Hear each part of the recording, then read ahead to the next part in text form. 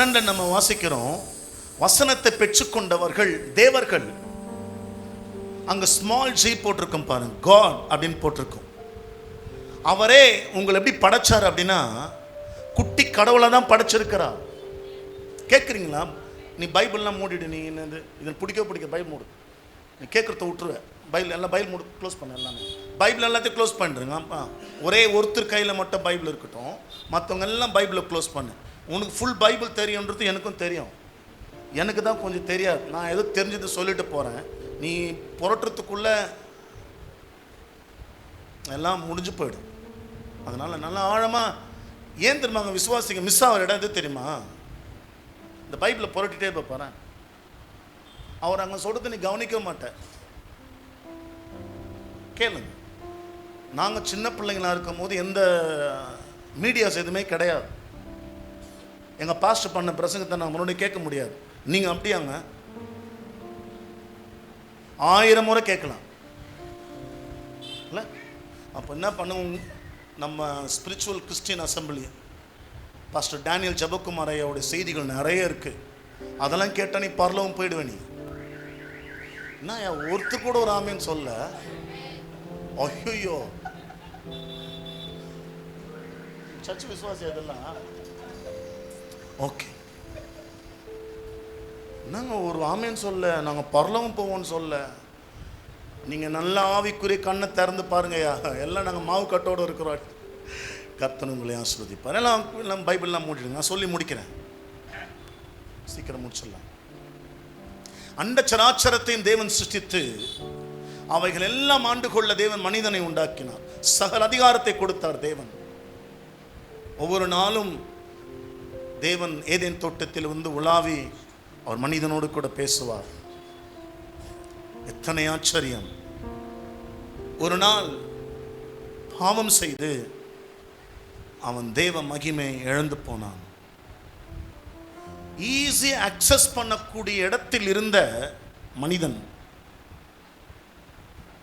நினைத்தால் தெய்வம் வந்து நிற்பார். மனிதன் நினைக்கும் போதே, ஆதாம் ஏவாள் நினைக்கும் போதே தேவன் அந்த தோட்டத்தில் வந்து உலாவி அவர்களோடு கூட பேசுவார். அவர் ஹியூமன் பீயிங் எப்படி இருந்தாங்கன்னாக்கா, தேவனை முகமுகமாய் தரிசிக்கவும் ஈஸி அக்சஸ் பண்ணக்கூடிய இடத்துல தான் மனிதர்கள் இருந்தார்கள். இதை கண்ட பிசாசு என்ன செஞ்சா அப்படின்னா, ஒரு காலத்தில் நான் அங்கே இருந்தேன், அவருக்கு அடுத்த இடத்துல என்ன வச்சிருந்தார்.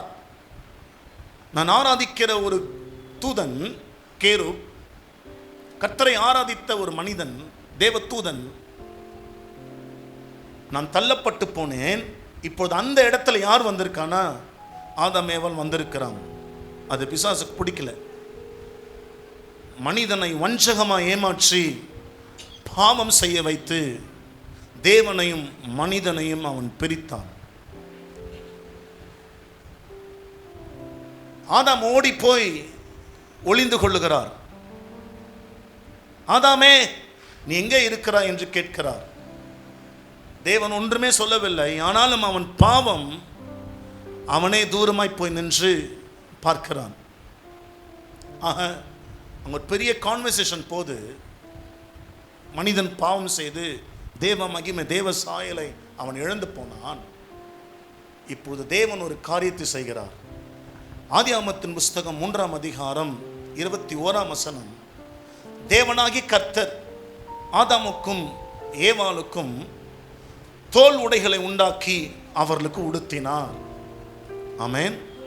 தோல் உடைகளை உண்டாக்கி கொடுக்கிறார். அந்த தோல் மிருகத்தின் தோல். ஏதேன் தோட்டத்தில் தேவன் பலி செலுத்தினார். நிர்வாணமாய் இருந்த அவர்கள் அத்தி மரத்தினுடைய இலையை அவர்கள் போர்த்து கொண்டு தேவனுக்கு முன்பாக நிற்பதை தேவன் விரும்பவில்லை.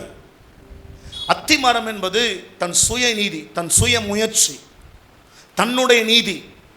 அதை கொண்டு தேவன் மனிதன் மறுபடியும் தேவனோடு கூட உறவாட நினைக்கிறான். தேவன் அதை விரும்பவில்லை.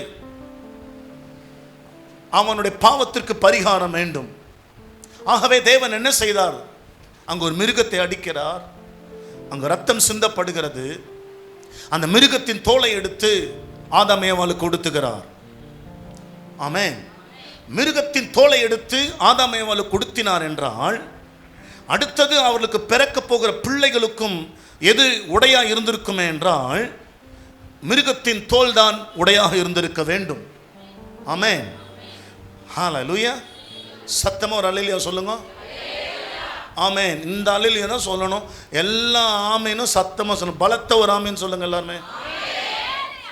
தொண்டையில் ரத்தம் வர மாதிரி ஒரு ஆமேன் சொல்லிடு. அப்போ கூட பாரு உன் ஆக்ஷன் வந்து.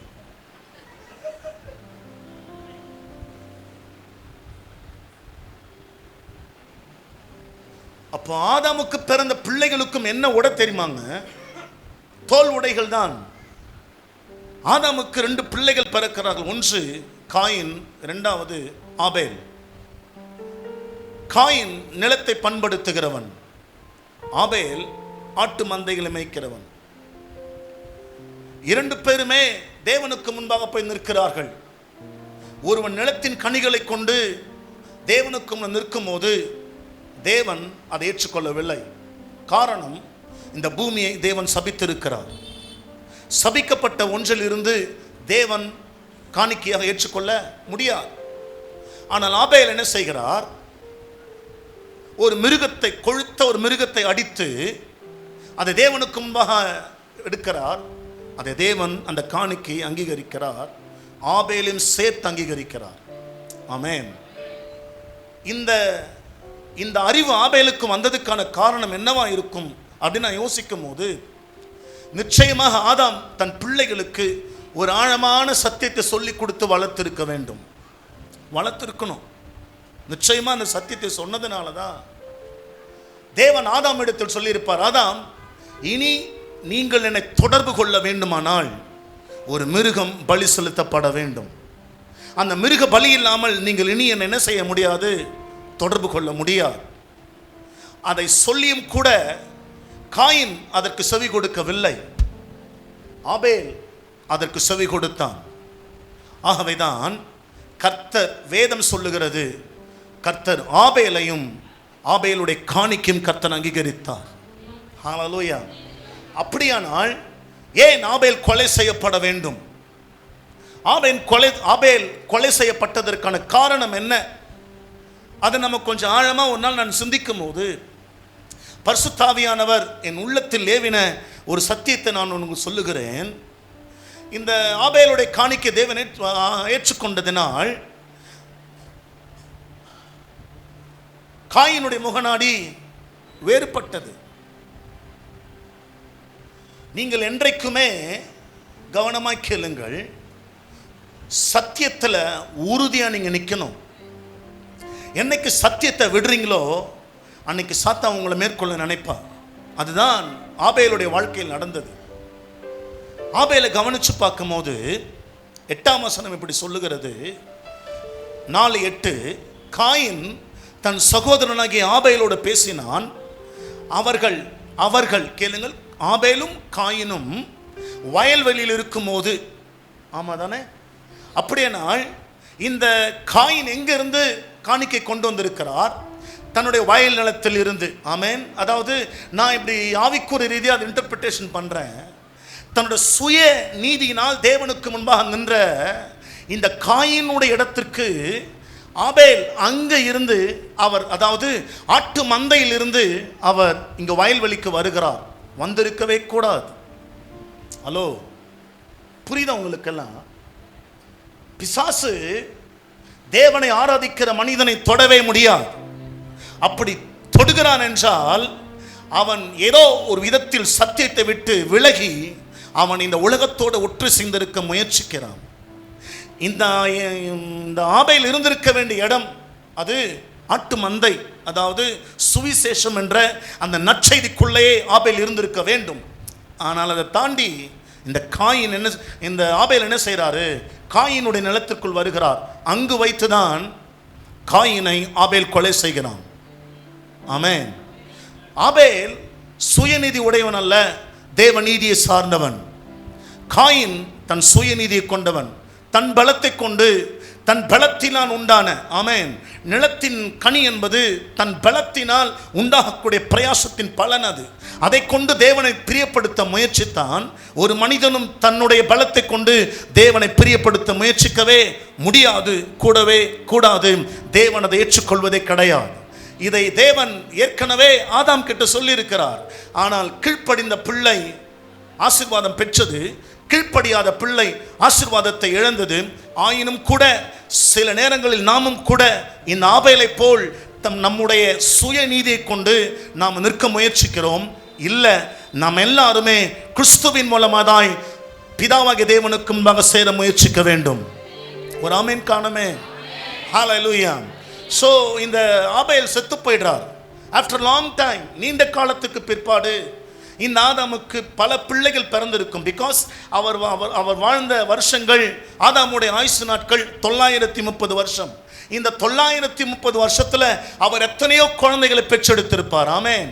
ஸோ இந்த ஆபேல் பிறந்ததுக்கு அப்புறம் இந்த ஆதாமுக்கு ஒரு குழந்தை பிறக்குது. அந்த குழந்தையினுடைய பேர் நம்ம எல்லாருக்குமே தெரியும், சேத்.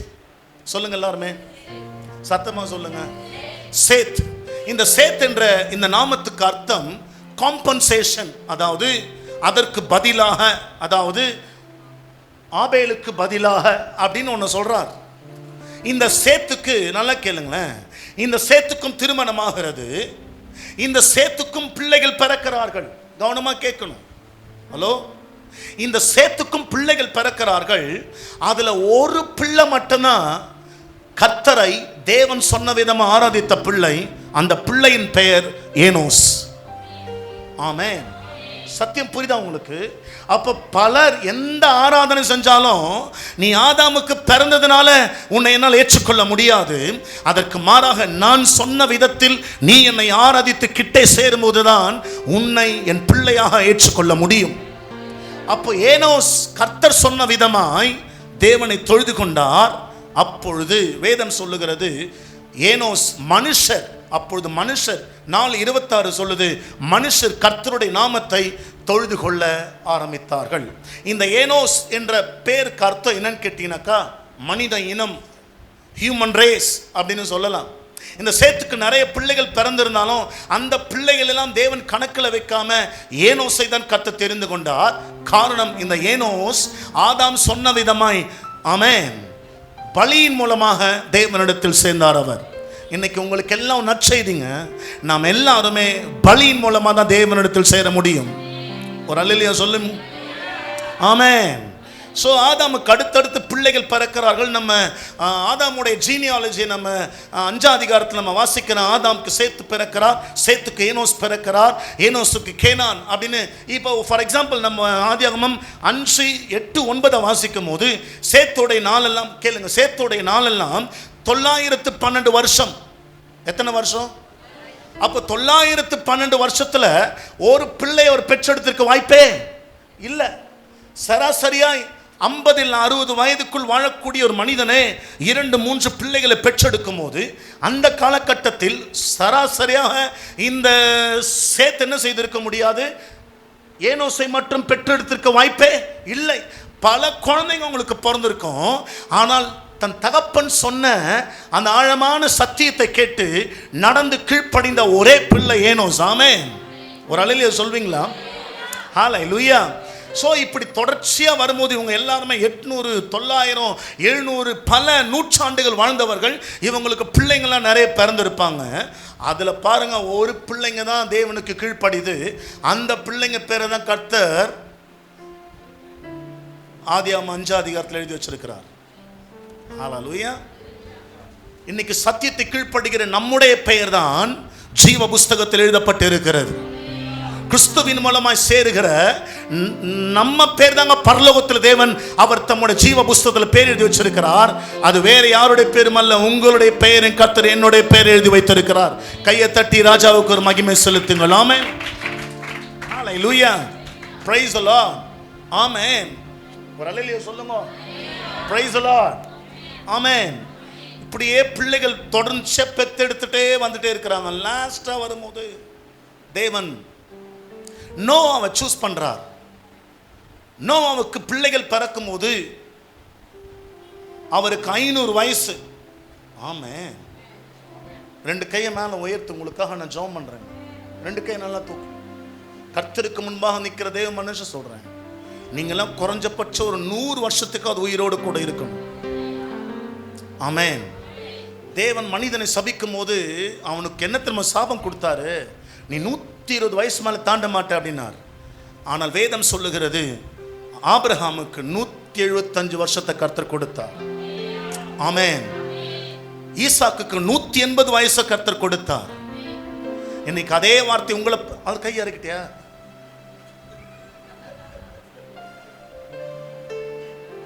கை தூக்கு, 2 கையை நல்லா நல்லா தூக்கு. யாரெல்லாம் தூக்குறாங்களோ அவங்களுக்கெல்லாம் இந்த ஆசீர்வாதம். நீங்க எல்லாம் சராசரியா 120 வருஷம் இருந்து பல தலைமுறைகளை மடியில வச்சு ஆபிரகாமை போல உங்க பிள்ளைகளுக்கு இந்த சுவிசேஷத்தை நீங்க சொல்லுவீங்க. நீங்க எல்லாருமே நல்ல செல்வ செழிப்போட வாழ்வீங்க. கர்த்தருடைய தயவும் இரக்கமும் காருண்யமும் உங்களை சூழ்ந்திருக்கும். அது ஏன் நீதி அல்ல, அது கிறிஸ்துவின் மூலமாய் பிதாவாகிய தேவன் என்னை அவர் ஆசீர்வதிக்கிறார். அவர் கையை தட்டி ராஜாவுக்கு ஆமென் சொல்லுங்க எல்லாருமே. ஹல்லேலூயா, ஆமென். ஆஃப்டர் நோவா காலத்துக்கு அப்புறம் இந்த தேவ தூதர்கள், ஆமென். இந்த ரொம்ப நேரம் பேசலாம், நமக்கு நேரம் குறைவாக இருப்பதால ஆதியாகமம் தொடங்கி நான் வெளிப்படுத்தின விசேஷம் முடிக்க போறேன். நான் பிரைஸ் தி லார்ட். 66 புஸ்தகங்களும் சொல்லி தான் இன்னைக்கு நான் முடிக்க போறேன். அது வரைக்கும் உட்காந்து கேளு. எங்க அண்ணனுங்கெல்லாம் சொல்லிட்டாங்க, தம்பி நீ எவ்வளோ நேரம் வேணா பேசுப்பா. எங்கள் மக்கள்லாம் அசராமல் கேட்பாங்க, அப்படியே 11 மணி ஆனாலும் உட்காருவாங்க அப்படின்னு எனக்கு உத்தரவாதம் கொடுத்துருக்குறாங்க. அதனால் நிச்சயமாக இன்னைக்கு 11 மணிக்கு தான் நான் கூட்டத்தை முடிப்பேன். யோசித்து யோசித்து யோசித்து யோசித்து ஆங்காங்க செதர்தாலையா. ஓகே, ஆமென். தேவ தள்ளப்பட்ட தூதர்கள் குமாரத்திகளோடு இணைந்து இந்த பூமி முழுவதும் ஒரு ஹியூமன் கரப்ஷன் வந்துருது. ஆமென். எல்லாருமே கரைப்பட்டு விடுகிறார்கள். அதுல ஒரு குடும்பம் மட்டும் நிக்குதுங்க, நோவா ஃபேமிலி நிக்குது. ஏன் தெரியுமா நோவா ஃபேமிலி நின்னது? நோவா தன் தகப்பனாகிய லாமேக்கு சொன்ன அந்த சத்தியத்தில் அவர் நின்றார். ஆட்டுக்குட்டின் ரத்தத்தின் மறைவில் நின்றார். அதனால பைபிள் சொல்லுது, ஆதியாகமம் 6:8 சொல்லுது, நோவாவுக்கோ கர்த்தருடைய கண்களில் கிருபை கிடைச்சது. கிருபை சும்மா கிடைக்காதுங்க, அது ரத்தத்தினால் உண்டாகிற ஒன்று, ஆட்டுக்குட்டின் ரத்தத்தினால் உண்டாகிற ஒன்று, இயேசுவின் ரத்தத்தினால் உண்டாகிற ஒன்று. பிதாவாகிய தேவன் மனிதனை பார்க்கும் போது, ஆமென், அவர் ரத்தத்தை பார்த்து தான் கடந்து போவாரே தவிர அதற்கு மாறாக உன்னை பார்த்து அவர் கடந்து போவது கிடையாது. உன் மேல இருக்கிற இயேசுவின் ரத்தம் தான் உன்னை பாதுகாக்க வல்லமை உள்ளதா இருக்கிறது. இயேசுவின் ரத்தம் தான் உனக்கு தீர்காயுஷை கொடுக்கும். இயேசுவின் ரத்தம் தான் உனக்கு சுகத்தை கொடுக்கும். இயேசுவின் ரத்தம் தான் உன்னை வாழ வைக்கும். போதாதுங்க, பலத்தவர் ஆமென் சொல்லிடுங்களா. எல்லாருடைய ஜீனியாலஜி சொல்லும் போது, இப்போ என் வம்ச வரலாறே நான் சொல்லும் போது நான் என்ன சொல்லுவேன், என் தகப்பனார் பெயர் ஜார்ஜ்னு சொல்லுவேன், என்னுடைய தாத்தா பெயர் வில்லியம்ஸ்னு சொல்லுவேன், வில்லியம்ஸுடைய மகன் ஜார்ஜ், ஜார்ஜுடைய மகன் ஏசுதாஸ். ஆமென் அப்படி சொல்லணும், சேர்த்து சொல்லணும், தாஸ் சொல்லக்கூடாது, ஏசுதாஸ் சொல்லணும். ஏன் ஏசுதாஸ் சொல்லணும்னாக்கா, ஏசுனா கடவுள், தாஸ்னா வேலைக்காரன். ஆமென். எங்கள் அம்மா அழகாக பேர் வச்சாங்க, ஏசுதாசன் பேர் வைக்கிறேன் அப்படின்னு. இயேசுவின் தாசையெல்லாம் பிரிக்க முடியாது, 2 பேரும் ஒன்று. நாங்கள் இப்படி இருக்கிறோம், நம்ம கலந்துட்டோம். நாங்கள் எங்களை பிரிக்கவே உயிரோடு உயிராக நான் கலந்திருக்கிறேன். அவர் என் மேலே எவ்வளோ அன்பு வச்சிருந்தா, பிதாவாகிய தேவன் பரலோகத்தில் ஒரு நாமம் வருது, பூமியில் ஒரு குழந்தை பேருக்குது, அந்த பேர் என்னங்க வைக்கணும்? அது என்ன வச்சா எங்களுக்கு என்னையா, நீ சீக்கிரம் முடிச்சுட்டு அனுப்பி விட்டினா, ஏதோ என்ன டிஃபன் வச்சுக்கிறாங்கன்னு தெரியல, அது வேறு பசி வேறு. உனக்கு ஆழமாக சொல்லித்தரேன், நல்லா கேளு, புத்தி தெளிவோடு வெளியே போய் நினைக்கினே. ஆமென். ஏசுன்னு பேரிடுவாயாக. அந்த ஏசுன்ற பேரை ஃபஸ்ட்டில் வச்சுட்டு, 2வது எங்கள் அம்மா ஒன்று சேர்த்தாங்க. அது எப்படி சேர்த்தாங்களோ எனக்கு தெரியாது, ஆனால் ஆவியானவர் தான் அந்த பேரை அவங்களுக்கு வச்சிருப்பா நான் நினைக்கிறேன். எனக்கு கொடுக்க ஏசு தாசன், தாசுனாலே வேலைக்காரன் அர்த்தம், ஏசுக்கு வேலைக்காரன். எங்கள் பாஸ்டர் என்கிட்ட சொல்லுவார், என்ன சொல்லுவார்னா, ஏய் நான் உனக்கு சர்ச்சு வச்சு தரேன், நீ சர்ச்சு நடத்துனுவார். எதுக்கு? நான் சாவறதுக்கான்னு கேட்பேன். அதெல்லாம் என்னால் முடியாது.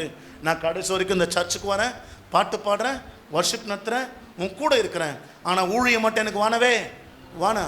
நான் வானான்னு சொன்னாலும் அவர் கூப்பிட்டு கொடுத்தார் ஊழியத்தை. ஒரு அல்லையா சொல்லுங்க.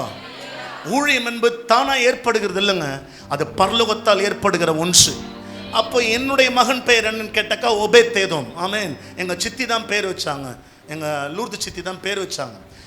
அந்த பேர் வைக்கும் போது கூட எனக்கு தெரியல ஒபேத்னா என்ன அர்த்தம் அப்படின்னாக்கா சேவை செய்கிறவன், ஊழியக்காரன் அப்படின்னு அர்த்தம். ஏதோம் அப்படின்னாலே சிவப்புன்னு அர்த்தம். அந்த ஒபேத்தேதோமுடைய பேருக்கு முழு அர்த்தமே ரத்தத்தை கொண்டு சேவை செய்கிறவன் என்ற அர்த்தம். அதாவது தேவனுக்கு முன்பாக ரத்தத்தை கொண்டு போய் நிறுத்தி ரத்தத்தின் மூலமாக தேவனை ஆராதிக்கிற பிள்ளைன்னு அர்த்தம். என்னங்க கையை தட்டி ஒரு அலையிலையோ சொல்ல அப்படியே பார்க்குற பாஸ்.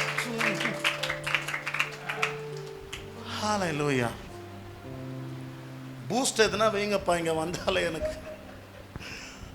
நம்ம சர்ச்சா இருந்தால் கேட்டு பாருங்க, அலறி இருக்கிற நேரத்துக்கு சர்ச்சு கைத்தட்டெல்லாம் பறந்துருக்கும் நம்ம சர்ச். நம்ம சர்ச்சுக்கு நீங்கள்லாம் ஒரு நாள் வாங்க, உங்களை எல்லாரையும் கூப்பிட்றேன் நான். சூப்பராக இருக்கும். ஆனால் நீங்கள் அதை விட சூப்பருங்க, அமைதி பிள்ளைகள் நீங்கள் எல்லாருமே. உங்களை மாதிரி ஒரு அமைதி, சாந்தம், நீடிய பொறுமை, தயவு, இரக்கம், ஆவின் கனி 9 நிறைஞ்ச திருச்சபையை நான் எங்கேயுமே பார்த்ததில்லை. அத்தனையும் இருக்கிற ஒரே திருச்சபை நம்முடைய ஆவிக்குரிய கிறிஸ்தவ திருச்சபையும். கைத்தட்ட பற்றியா தட்டாது. திட்டினாலும் திட்டுறாருன்ற, வாழ்த்தினாலும் எங்களை அங்கேருந்து முறைச்சு பார்க்குறேன்னா புதுசாக இங்கேருந்து ஒரு வார்த்தை வருதே அப்படின்னு பார்க்குறேன். எல்லாத்துக்குமே நீங்கள் என்ன முறைச்சா நாங்களாம் என்ன தாங்க பண்ணுறது? சரி, உங்களுக்கு புரியுற மாதிரி சொல்கிறேன். ஆனால் நோவாவை கர்த்தர் சொல்லும் போது நீங்கள் எத்தனை முறை அந்த வாக்கியத்தை வசனங்களை வாசிச்சிங்கன்னு தெரியாது. ஆனால் நோவாவை கர்த்தர் ஐடென்டிஃபை பண்ணும் போது எப்படி சொல்கிறார் பாருங்க. நோவாவின் வம்ச வரலாறு அப்படின்றார் 9ஆம் வசனம். நோவா தன் காலத்தில் இருந்தவர்களுக்குள்ளே நீதிமானும் உத்தமனுமாய் இருந்தான். நீதிமான் எப்படி தெரியுமாங்க மாற முடியும்? ரத்தத்தினாலே கழுவப்பட்டவன் தான் நீதிமான். அப்போ அந்த ஹோல் யூனிவர்ஸே, மனித இனமே கொலாப்ஸ்ல இருக்கும்போது, கரப்ஷன்ல இருக்கும்போது, ஒரு மனுஷன் மட்டுங்க ஆட்டுக்குட்டின் ரத்தத்தை பிடிச்சு நிற்கிறார். அவர் நல்லா ஒரு அழிலே சொல்லு. ஒரே ஒரு மனுஷன் மட்டுங்க இயேசுவின் ரத்தத்தை பிடிச்சு நிற்கிறாரு. அதோடு கூட அவர் விடலை, தான் 3 பிள்ளைங்களும் சேர்த்து நிற்க வைக்கிறார் அவர். அதனால தாங்க பைபிள் சொல்லுது, சேம் காம் யாஃபேத்னு பைபிள் சொல்லுது. ஆதியாகமம் 10 அதிகாரம் வாசிச்சீங்கன்னா அதுக்கப்புறம் நீங்கள் தொடர்ச்சியாக வாசிக்கலாம். நோவாவுடைய வம்ச வரலாறுன்னு சொல்லி நோவாவுடைய பிள்ளைங்க பேரை கர்த்தர் போட்டிருப்பார். ஆனால் இந்த இடத்துல நோவாவின் வம்ச வரலாறுன்னு சொல்லி நோவாவின் பிள்ளைங்களை சொல்லலைங்க. நோவா மூலமாக தேவன் எதிர்பார்ப்பது என்ன? நீதிமானும் உத்தமனுமாய் இருக்கிற ஒரு சந்ததியை கர்த்தர் தெரிந்து கொண்டார். அந்த சந்ததி தேவன் காப்பாற்ற நினைச்சுதான் அவர் சொன்னார், நோவா நீ ஒரு பேழை உண்டாக்கு, ஜலம் வரப்போது, இந்த பூமி என்ன செய்ய போறேன், நான் சங்காரம் பண்ண போறேன், நீ ஒரு பேழை செய், கொப்பேர் மரத்தினால் செய்யும் போது அந்த பேழை கொண்டு நான் ஜனங்களை காப்பாற்ற போறேன் அப்படின்னார் அவர். ஹல்லேலூயா. ஸோ இந்த ரத்தத்தினாலே தான் அவங்க எல்லாருமே ஆக்சஸ் பண்ணிகிட்டே இருக்கிறாங்க ஆண்டவரை. பார்த்தீங்கன்னாக்கா கிட்டத்தட்ட 2500 வருஷம், 2000 வருஷத்தினுடைய ஜீனியாலஜி பார்த்தீங்கன்னா 32 வசனத்திலே முடியுது. அப்படின்னா எத்தனை வருஷங்கள் வாழ்ந்து கூட எவ்வளோ பிள்ளைகள் இருந்திருப்பாங்க. ஆனால் தேவன் அவர்களெல்லாம் தெரிந்து கொள்ளாமல் ரத்தத்தினால் கழுவப்பட்ட பிள்ளையோட பெயரை தான் தேவன் இந்த பரிசுத்த வேதாகமத்தில் எழுதி வைத்தார் அவர். Price the Lord. தேவன் நோவாவுக்கு சொல்லுகிறார், ஒரு பேழையை செய், அந்த பேழையில் நீயும் உன் மனைவியும் உன் பிள்ளைகளும் உன் மருமக்கள் மாறும் 8 பேரை உள்ள நுழைங்க, மிருக ஜீவன் எல்லாம் கொண்டு வாங்க அப்படின்னு சொல்லி சொல்றார். நம்ம எல்லாருக்கும் அந்த சத்தியம் எல்லாம் தெரியும். தெரியுமா தெரியாதா? சொல்லணுமா? நோ. அப்போ தெரியுதா? அப்போ ஆதாம்ல நோவா வரைக்கும் எப்படி வராங்க? எல்லாருமே தோல் உடைய உடத்தினவங்க தான் வந்துட்டு இருக்கிறாங்க எல்லாருமே. இப்போ கடைசி காலத்தில் தான் நடக்க போகிறது. இந்த முறை தேவன் ஜலத்தினால் அல்ல, அக்கினினால பூமி அழிக்க போகிறார் அவர். இந்த அக்கினிக்கு தப்ப போகிறவர்கள் யார் தெரியுமா? யாரெல்லாம் ஆட்டுக்குட்டின் வஸ்திரத்தை கர்த்தராகிய இயேசு கிறிஸ்துவின் மகிமை தரித்திருக்கிறார்களோ அவர்களே தப்புவிக்கப்படுவார்கள். ஆமென். அவர்களே ரட்சிக்கப்படுவார்கள், அவர்களே தேவராஜ்யம் சென்றடைவார்கள். ஆமென். நோவாவின் காலத்தில் ஒரு பெருமழை உண்டாயிடுச்சு. ஒரு பெருமழை பெய்து அதற்கு பிற்பாடு இந்த பேழை எங்கே போய் நிற்குதுன்னு பார்க்கும்போது நேரம் எங்கே போங்க நிற்குது? இந்த பேழை எந்த மலையில் நிற்குது சொல்லுங்க சத்தமா? அர்த்தரண்ணா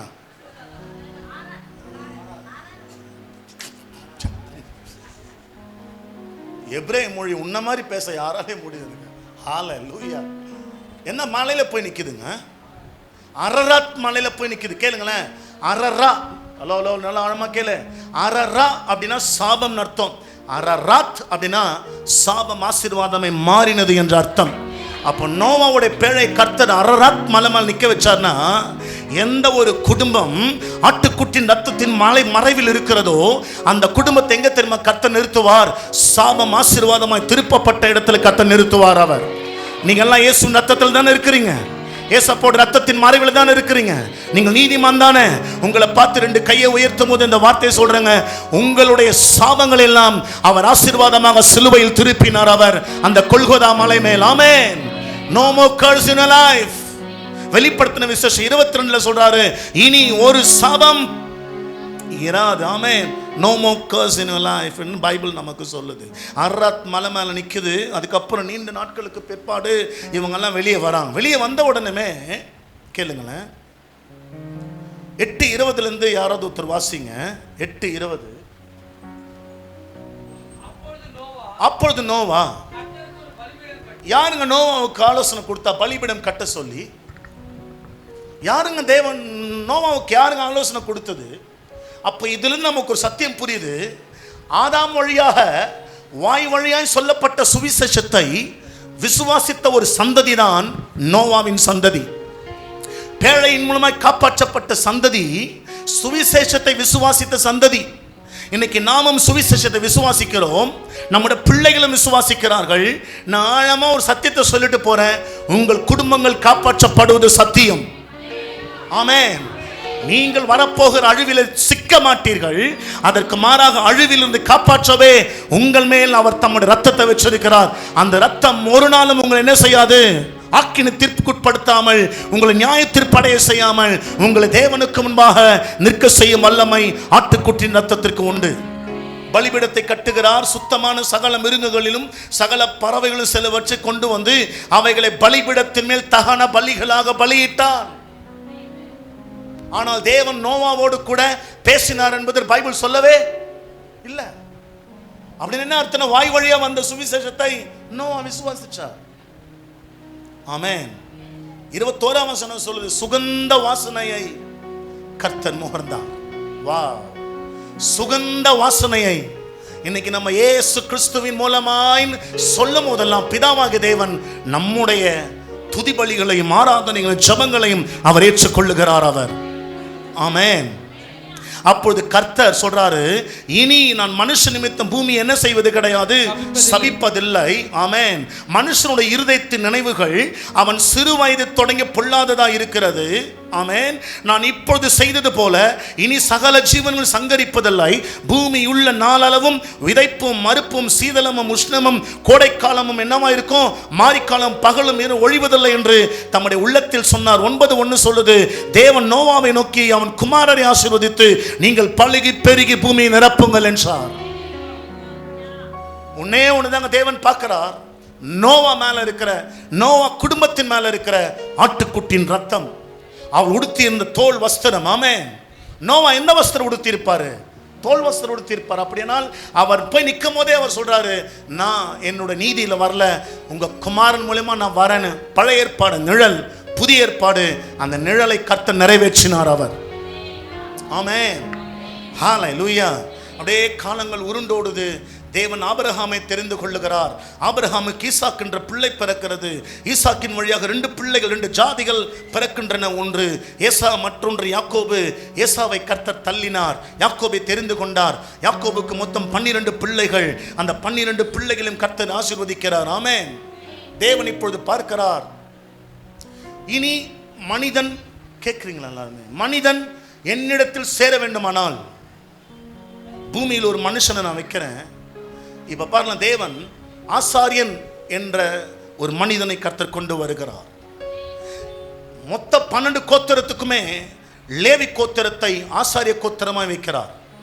மீதம் உள்ள 11 கோத்திரமும் தேவனிடத்தில் போக வேண்டுமானால் இவர்கள் லேவி கோத்திரத்தை தாண்டி போக முடியாது. தேவன் அதுல கர்த்தர் லேவி கோத்திரத்தில் ஆரோனை பிரதான ஆசாரியனாக தெரிந்து கொள்ளுகிறார். வருஷத்திற்கு ஒரு முறை இந்த ஆசாரியன் என்ன செய்கிறார், ஆட்டுக்குட்டி, பஸ்கா ஆட்டுக்குட்டி அடித்து அந்த ரத்தத்தை கொண்டு போய் தேவனுக்கும் வந்திருக்கிறார். தேவன் ஆசீர்வதிக்கிறார். அந்த ஆசீர்வாதத்தை கொண்டு வந்து இஸ்ரவேலை அவர் ஆசீர்வதிக்கிறார். அவர் கேளுங்கள், பாளையத்தின் நடுவிலே ஏகப்பட்ட அலசடிகள் நிறைய இருக்கு, பாவங்கள் இருக்கு, குற்றங்கள் இருக்கு, மீறுதல்கள் இருக்கு. ஆனால் அவர்களுக்கு நடுவே இருந்தது ஒரு ஆட்டுக்குட்டி. அந்த ஆட்டுக்குட்டியின் ரத்தம் தான் இஸ்ரவேல் ஜனங்களை 40 ஆண்டு காலமாக வனாந்தரத்தில் வழி நடத்தினது. ஆமென். தேவன் தம்முடைய தயவை எப்படி திரும்ப காமிச்சுட்டாரு? அவர்களுடைய நீதியை கண்டல்ல, ஒரு மனிதனும் தன்னுடைய பலத்தை கொண்டு அவர் முன்பாக நிற்க முடியாது. ஆகவேதான் தேவன் ஆட்டுக்குட்டியை கொண்டு வந்தார், ஆசாரியனை நிறுத்தினார். ஆசாரியன் ரத்தத்தை கொண்டு தேவன் முன்பாக போய் நிற்கும் போது அந்த மனிதனை அவர் அங்கீகரிக்கிறார். ஹல்லேலூயா. இப்போ நீங்க ஒரு வீடியோ கிளிப்பிங்ஸ் பார்க்க போறீங்க. அந்த வீடியோ கிளிப்பிங்ஸ் நீங்க பார்க்கும்போது ஒவ்வொரு மனிதனும் பாவம் செய்த பிற்பாடு, ஒவ்வொரு மனிதனும் பாவம் செய்த பிற்பாடு இப்படிதான் அவங்க ஆலயத்துக்கு வருவாங்க. இப்படி ஆலயத்துக்கு வந்துதான் அதுக்கு முன்பாக லேவியராகமத்தின் புஸ்தகம் 1ஆம் அதிகாரம் 3ஆம் வசனத்திலிருந்து யாரோ ஒருத்தர் வாசிக்கலாம். 3ஆம் வசனத்திலிருந்து.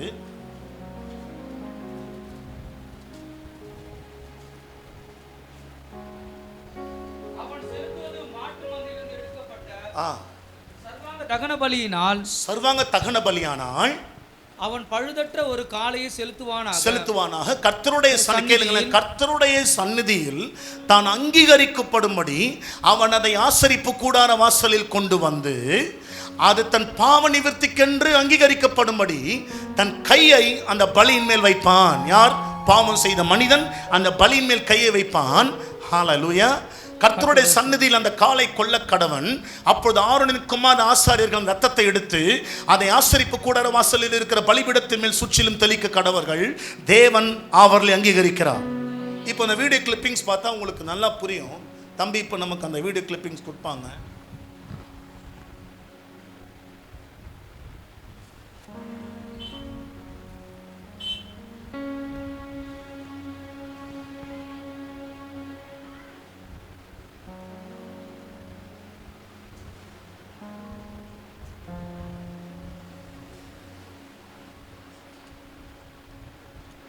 வரலையாப்பா?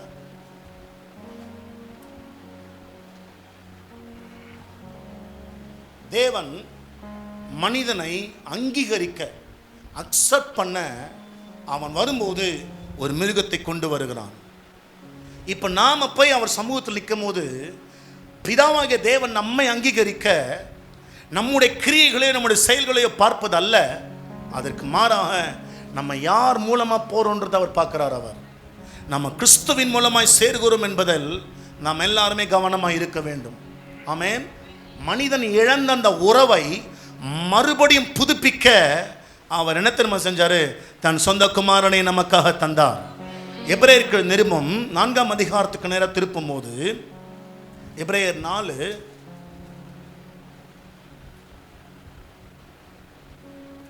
முடிஞ்சா கொடுப்பா, இல்லைன்னா பார்ப்போம்.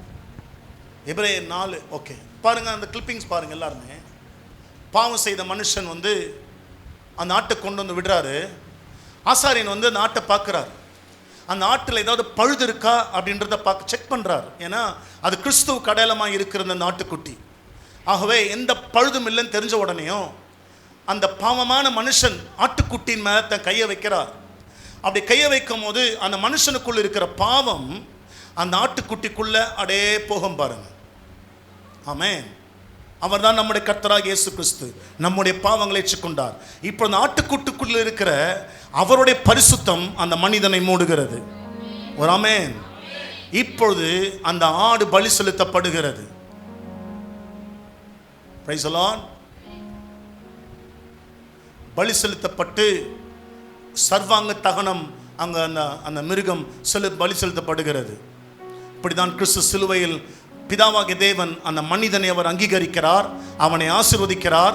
வரும்பொழுது பாவத்தோடு வந்த மனிதன் போகும்போது கர்த்தருடைய தயவை பெற்றுக்கொண்டவனாய் திரும்ப போகிறான். கையை உயர்த்து ஆமென் சொல்லுங்க எல்லாருமே. எவ்வளவு ஆழமான அன்புங்க அது. நம்முடைய கிரியைகளால் ஒன்றுமே அவரை செய்ய முடியாது. ஆனால் ஒவ்வொரு முறை இயேசுவே உங்கள் ரத்தத்தால் என்னை கழுவும், உங்கள் ரத்தத்தால் என்னை கழுவும், உங்கள் ரத்தத்தின் மூலமாக என்னை ஏற்றுக்கொள்ளணும்னு சொல்லும் போது அவர் உங்களை ஏற்றுக்கொள்ளுவார். அவர் ஒரு அல்லேலூயா சொல்லுங்க எல்லாருமே. எபிரேயருக்கு 4ஆம் அதிகாரம் 14ஆம் வசனத்தில் நம்ம வாசிக்கும் போது வானங்களின் வழியே பரலோகத்திற்கு போன தேவகுமாரனாகிய இயேசு என்னும் மகா பிரதான ஆசாரியர் நமக்கு இருக்கிறபடினால் நாம் பண்ணின அறிக்கையை பற்றிக்கொண்டு இயேசு இப்ப நமக்கு பிரதான ஆசாரியர் யார் தெரியுமாங்க? அந்த ஆசாரியன் அவருடைய பாவங்களுக்காக சேர்த்து மரிப்பாரு. ஆனா நம்முடைய பிரதான ஆசாரியன் அப்படி அல்ல, அவர் நம்முடைய பாவங்களுக்காக சிலுவையில் பலியானார். அவர் இப்பொழுது நீங்க எல்லாருமே டைரக்ட் ஆக்சஸ் பரலோக தேவன் கொடுத்தாருங்க. அந்த ஆதாம் ஏவாளுக்கு எப்படி ஏதேன் தோட்டத்தில் கொடுத்தாரோ அப்படி போலவே புதிய ஏற்பாட்டு திருச்சபையாகிய மனவாட்டிக்கு அவர் என்ன தெரியுமா கொடுத்திருக்கிறாரு? இனி நீங்கள் என்ன நேரடியாக தொடர்பு கொள்ள முடியும். தலையாட்டக்கூடாது, ஒரு ஆமென் சொல்லணும். ஹல்லேலூயா. 15ஆம் வசனம் சொல்லுது, நம்ம பாஸ்டர் அப்படின்னா சீனியர் பாஸ்டர். ஒரு அலையில சொல்லுங்க. இப்போ நான்லாம் வந்து வெளுத்து கட்டிடுவேன், திட்டிடுவேன். நான் நம்ம தம்பிங்க கூட வந்தாங்க, இன்னைக்கு மியூசிஷியன்ஸ்லாம் லேட்டாக வந்தாங்க. அடுத்த மாதம் இந்த மாதிரி வந்தனாக்கா வீட்டில் 6 மணிக்குள்ளே வீட்டில் இருந்துன்னு டப்புன்னு கத்திட்டேன், இமோஷனல் ஆகிட்டேன். ஏன்? I am ordinary pastor, but super நேச்சுரலாக நல்ல தெய்வம் அவர் என்ன சொல்றாருன்னா, நம்முடைய பலவீனங்களை குறித்து பரிதபிக்க கூடாத, நம்ம பலவீனம்லாம் அவருக்கு தெரியுன்றார். ஏன்னா ஏதேன் தோட்டத்தில் ஆதாம் பாவம் செய்து அவன் விழுந்து போனான். ஆமென். நீயும் அவ்வப்போது கொஞ்சம் என்ன திரும்ப செய்வ, கீழே விழக்கூடிய வாய்ப்புகள். ஹலோ, இதெல்லாம் நான் ரட்சிக்கப்பட்டு ஞானசானம் எடுத்து ஆவியானவரை பெற்றுக்கொண்டதுக்கு அப்புறம் இது வரைக்கும் நான் பாவமே செஞ்சதில்லைன்ற மட்டும் கை தூக்கு.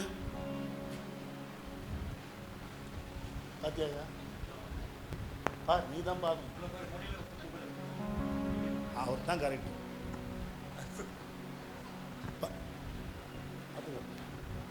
ஒருத்தர் கூட கை தூக்கல. சரி, இதுக்கப்புறம் யாரெல்லாம் பாவம் செய்ய மாட்டேன்னு சொல்ல?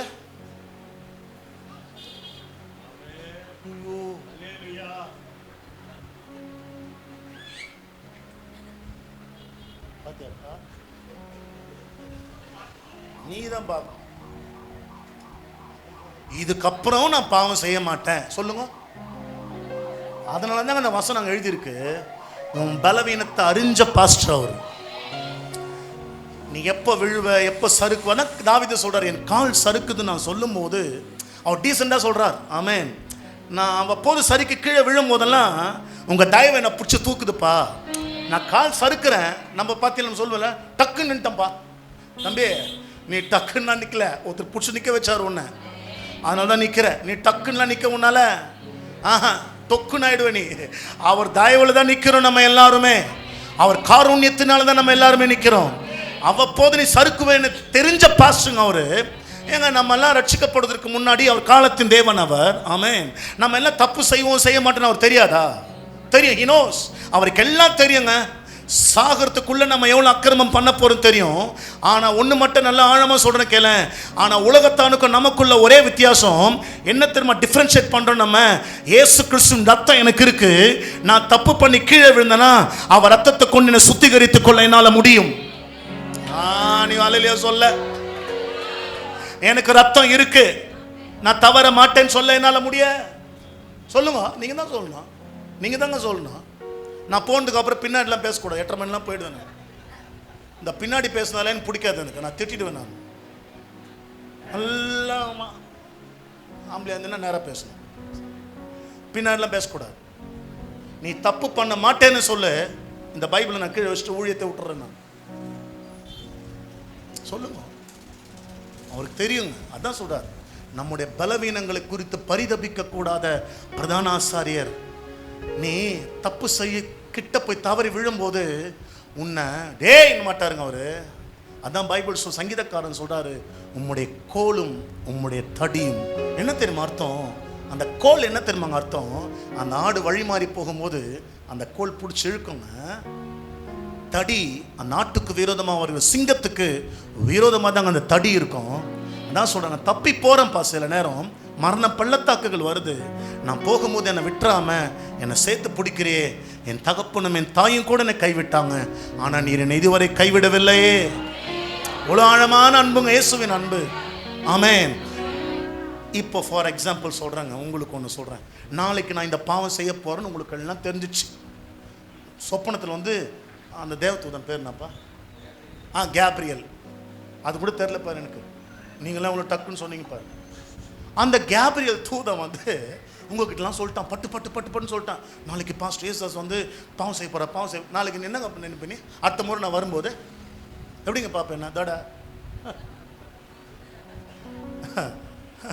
அதான் கேப்ரியலே வந்து சொல்லிட்டான் உன் போயிச்சியா வந்து உட்காந்து மேலே.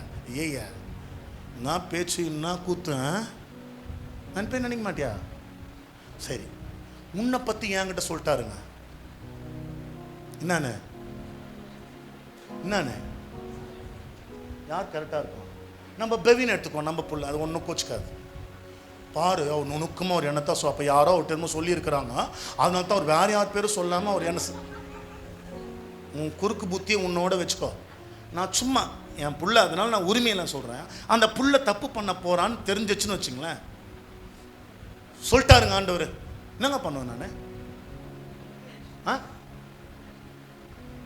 6 மணிக்கெல்லாம் காலையில் பைக் எடுத்துருவேன் நான். 6:30 அவங்க வீட்டில் இருப்பேன். டேய் வெளியே வாங்க, என்னடா நினச்சினுக்கிறேன் நீ? ஆனால் அவர் அப்படி இல்லைங்க. ஏய் நீ உள்ள போகிறேன்னு தெரியுது, ஆனால் என் தயவு உன் கூடவே வரண்டா. என் அன்பில் மட்டும் நின்றுடு, என் ரத்தத்தின் மறைவில் நின்றுடு. என் அன்பு எப்போதுமே நீ சரிக்கு விழணும்னு நினச்சா கூட உன்னை தாங்கி பிடிக்கிற அன்புடா என் அன்பு. தள்ளாத அன்பு இயேசுவின் அன்புங்க. ஒரு அலையில சொல்ல மாட்டீங்களா? எல்லாவற்றிலும் நம்மை போல, ஏன் கேட்டாக்கா நம்மை போல சோதிக்கப்பட்டும், டைம் ஆயிடுச்சு, ஓகே, பாவம் இல்லாத இருக்கிற பிரதான ஆசாரியரே நமக்கு இருக்கிறார். முடிச்சிடலாம். எபிரேயர் 10ஆம் அதிகாரம்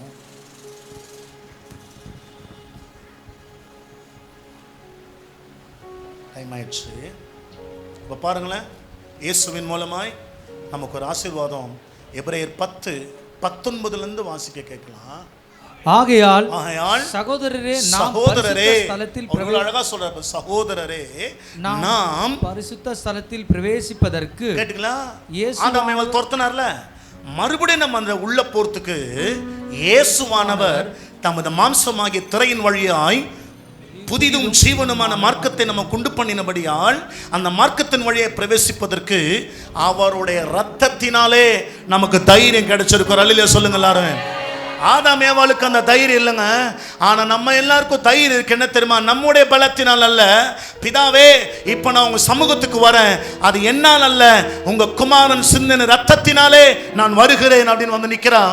தேவன் அந்த மனிதனை ஏற்றுக்கொள்ளுகிறார். அவர் ஆபேல் ஆட்டுக்குட்டி நிழலை கொண்டு நிற்கும் போது கர்த்தர் ஆபேலையும் அவன் காணிக்கை ஏற்றுக்கொள்ளும் போது, இன்று நான் கிறிஸ்துவின் மூலமாய் நிற்கும் போது அதே வசனத்தை தான் அவர் சொல்றாரு, இன்றைக்கு உன்னையும் உன் பலியையும் உன் பலியின் மூலமாய் உன்னை நான் அங்கீகரிக்கிறேன் என்றார்.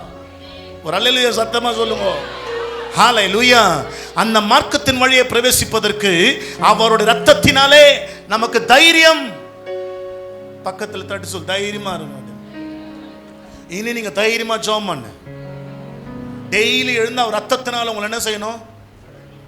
காலையில் எங்களுக்கு ஃபோன்லாம் பண்ணி தொந்தரவு பண்ணக்கூடாது. எப்போதுமே எல்லாத்துக்கும் ஃபோன் எடுத்துக்கிறேன். ஏங்க நாங்கள் படுக்க வேணாம், ரெஸ்ட் பண்ண வேணாம், ஒன்று வேணாம். நீ 24 மணி நேரம் ஃபோன் எடுப்ப நாங்கள் எடுத்து அச்சோன்னு எடுத்துணுமா? நீ சொல்லு, சொல்லுங்க. நீ அச்சோன்னு நான் ஃபோன் எடுத்துணுமா? சொல்லுங்க சொல்லுங்க. அது யார் தெரியுமா அப்படி வளர்ப்பா? பிள்ளைங்கள பாஸ்டர் வளர்க்குறாங்க. பிள்ளைங்கள எதுவாக இருந்தாலும் இந்த இந்த எண்ணுக்கு தொடர்பு கொள்ளும், அந்த எண்ணை முதல் அழிச்சிரு. ஊழியக்காரங்களும் ஒரு அபிஷேகம் இருக்குங்க, அவங்க ஜெபம் பண்ண கர்த்தர் கேட்பார். ஆனால் தேவன் விரும்புவது என்ன தெரியுமா? உனக்கே நான் அந்த அதிகாரத்தை கொடுத்துருக்கிறேன்றார்.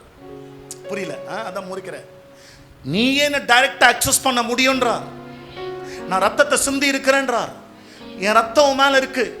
பஸ்கா ஆட்டுக்குட்டி அடிக்கப்பட்டு அந்த நிலைக்கால ரத்தத்தை பூசுறார்ல, நீங்க வசனம் தெரிஞ்ச கரெக்டாக சொல்லுங்க. அந்த வீட்டுக்குள்ள இருக்கிறவங்களை பார்த்து அவர் போனாரா? அந்த சங்காரத்தூதன் போனானா இல்லை ரத்தத்தை பார்த்து போனானா? அவ வீட்டுக்குள்ள இருக்கிறவன் ஒழுங்கில்லைன்னு அவருக்கு தெரியும். நம்ம 6:30 மணி சர்ச்சனை எத்தனை மணி தான் உள்ள நுழைவோம்? நம்ம 6:45 தான் தெரியும் அவருக்கு எல்லாமே.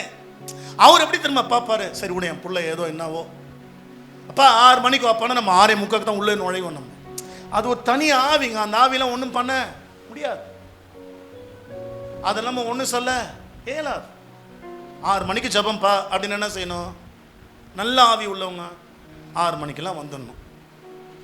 இதே தான் எங்கள் பாஸ்டர் டெய்லி சொல்கிறார். இப்போ நீங்களும் சொல்கிறீங்க, சொல்லி கொடுத்தாரா? ஆமாம் சொல்கிறேன், போ.